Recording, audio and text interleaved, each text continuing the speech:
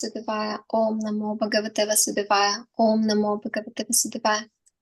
Narayanam Namaskritya Naram Chiva Narotamam Devim Saraswati Vyasam Tatum Jayam Ujrayat Srinvatasa Krishnam Punyashravana Kirtana Kritin Diskalpya Padrani Vidmoja Sursatam Nashta Prayasha Padri Shrinityam Bhagavate Sevaya Bhagavate Uttamashlate Bhakti Bhavati Nashta. We will be reading today Canto 4, Chapter 8, Text 13 to 16. Text 13.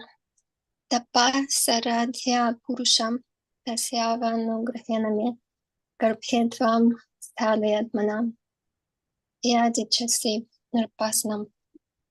Tapasya by austerities, radhya having satisfied, purusham the Supreme Personality of Godhead, tasya by his eva only, anugrahena by the mercy of me, my, garbhe in the womb, tvam you, sabhya place, Admanam yourself, Yati if, HC you desire, Nirpa Asanam, on the throne of the king. Translation and purport by his divine grace, A.C. Bhaktivedanta Srila Prabhupada Ki Jai. Translation. If you at all desire to rise to the throne of the king, then you have to undergo severe austerities. First of all, you must satisfy the Supreme Personality of Godhead Narayana. And then, when you are favored by him, because of such worship, you shall have to take your next birth from my womb. Purport. Suruchi was so envious of Dhruva Maharaja that she indirectly asked him to change his body.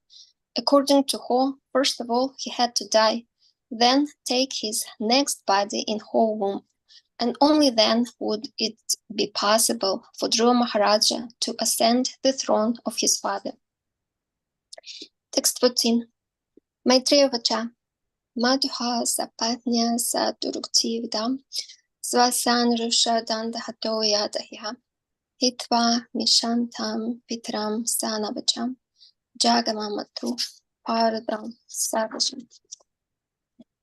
Maitreya Vacha, the great sage Maitreya said, Madhuha of his mother, Sapatnya of the co-wife, Sahahi Durukti, harsh words, Vida being pierced by Shvasan, breathing very heavily, Rusha, out of anger, Dandahada, struck by a stick, Yadha, as much as, Aha, a snake, Hitva, giving up, Mishantam, simply looking over, Pitaram, his father, son of a champ, silently, Jagama went, Madhuha to his mother, Praradan, weeping, Staksham, near.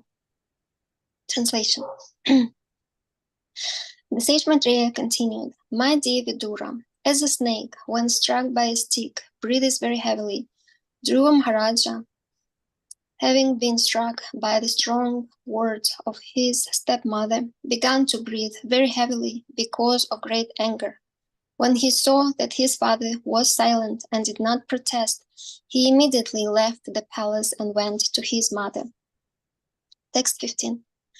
Tam nishvasantam spuriradharashtam Sunitir Utsangam Udutyabalam Nishamya Tat Pauramukhan Nitantam Savivyadheyad Gatitam Sapatnya.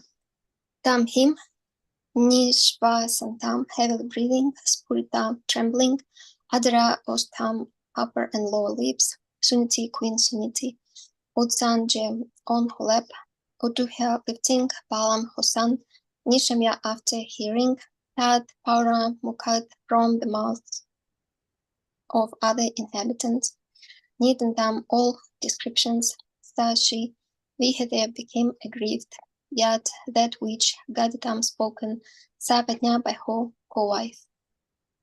Translation. When Dhruva Maharaja reached his mother, his lips were trembling in anger, and he was crying very grievously. Queen Suniti immediately lifted her son onto her lap, while the palace resident who had heard all the harsh words of Suruchi related everything in detail. Thus Suniti also became greatly aggrieved. Text 16.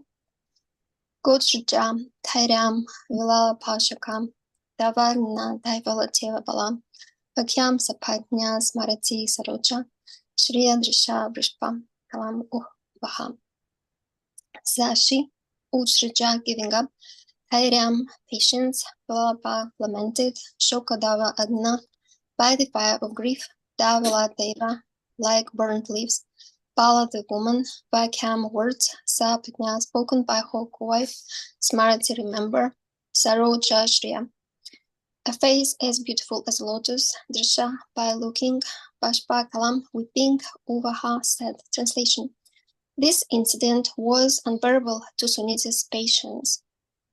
She began to burn as if in a forest fire, and in her grief she became just like a burnt leaf, and so lamented.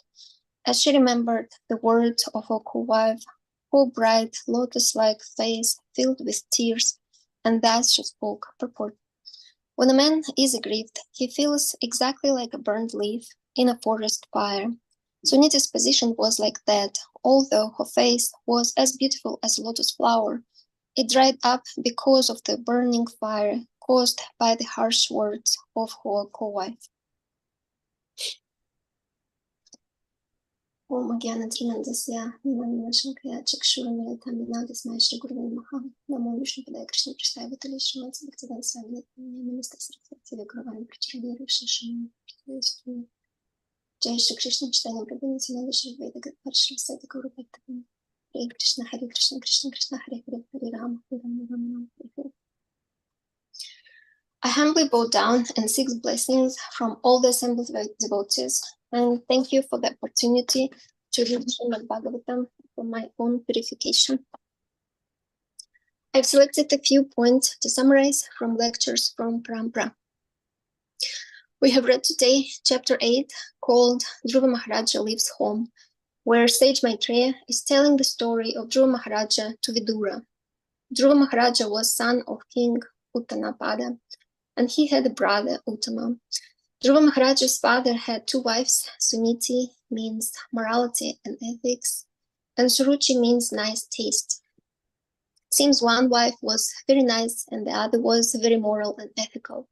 Suniti was wiser of these two ladies, but the king loved Suruchi more. Dhruva Maharaja was son of Suniti.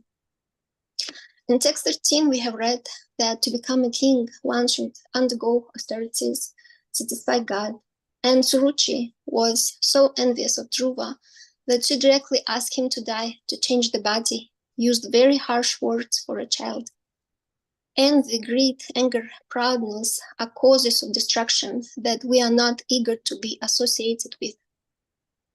A devotee sees everything as arrangement of Krishna, even wrong things. A devotee is not foolish to think that nothing bad can happen. Some people say one should hope for the best but expect the worst. Such a wise thing to do. Devotees always sees good qualities in others and overlooks their shortcomings. In text 15, we have read that Dhruva Maharaja was struck by the strong words of his stepmother, became angry and aggrieved, and seeing that his father did not protest, left the palace and went to his mother. Suniti was lamenting. This is the nature of the household.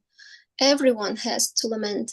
There is no guarantee that your child will become a devotee.